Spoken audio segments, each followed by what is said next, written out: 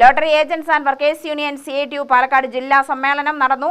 Kunhiraman master സ്മാരക മന്ദിരത്തിൽ സജ്ജമാക്കിയ കണ്ണൻ നഗറാണ് സമ്മേളനത്തിന് വേദിയായത്.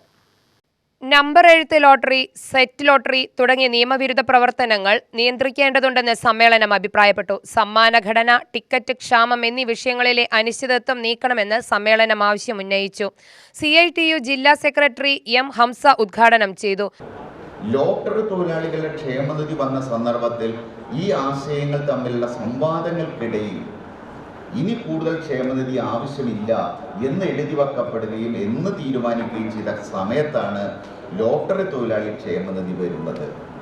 അപ്പോൾ അന്നത്തെ ധനകാര്യമന്ത്രി സഖാവ് ഐസക് ലോട്ടറി തൊഴിലാളികളുടെ സേവനത്തെക്കുറിച്ചും അവരുടെ ത്യാഗത്തെക്കുറിച്ചും അവർ സമൂഹത്തിന് ചെയ്യുന്ന നന്മകളെക്കുറിച്ചുമൊക്കെ പറഞ്ഞ് മനസ്സിലാക്കി കൊടുത്ത് നിങ്ങളുടെ CITU യൂണിയനും കൂടി ഇടപെട്ടപ്പോൾ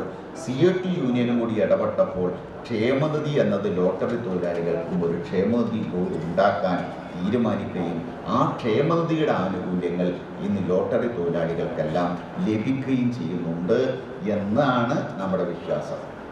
ജില്ലാ പ്രസിഡന്റ് KJ സുരേഷ് ബാബു അധ്യക്ഷനായി.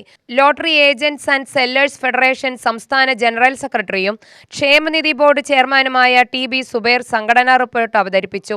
CITU ജില്ലാ പ്രസിഡന്റ് PN മോഹനൻ, സംസ്ഥാന കമ്മിറ്റി അംഗങ്ങളായ TK Achuthan, SB Raju, union ജില്ലാ secretary advocate TK Naushad, treasurer V Binu എന്നിവർ പ്രസംഗിച്ചു. UTV news Palakkad.